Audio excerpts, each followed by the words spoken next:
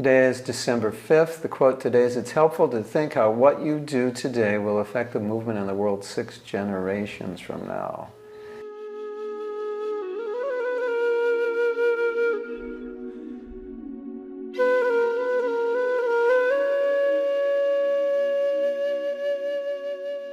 I often think that future generations will look back at our generation and think, what were you guys thinking of? Or why didn't you deal with this? Or how could you allow this to go on? It's a nice way to think, because most of us are thinking about the problems that we have personally, or the problems that people have around us, or just putting out fires today.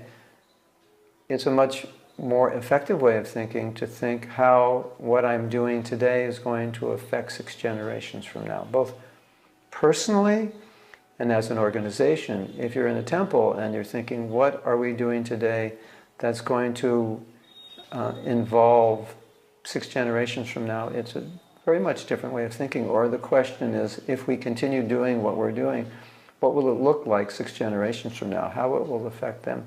Or even in your own life, if you're younger, if you ask yourself the question, if I continue doing what I'm doing, what will that look like? Or what will my life look like 60 years from now? And it's actually can be quite a scary thought to look at the ramifications of it. And then you turn it the other way around.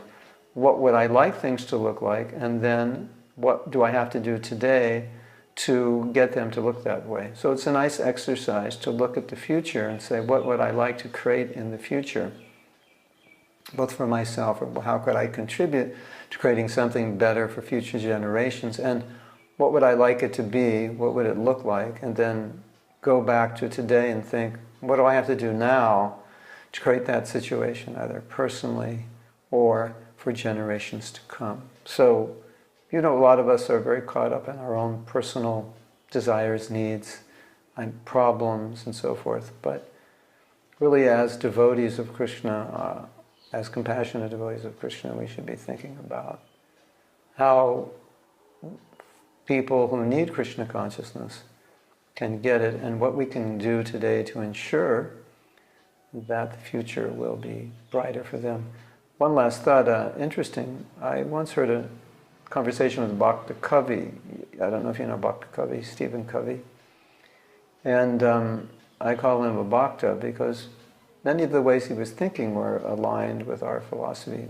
And he said something that impressed me. He was asked, why did you start a company called Franklin Covey? And he was personally traveling, writing books and so forth. And he said, legacy, because I wanted what I was doing to continue. So he was thinking about future generations. I thought that was insightful and intelligent. And what are we doing today that if it's good, that needs to continue? How can we ensure that it will continue for future generations? Hare Krishna.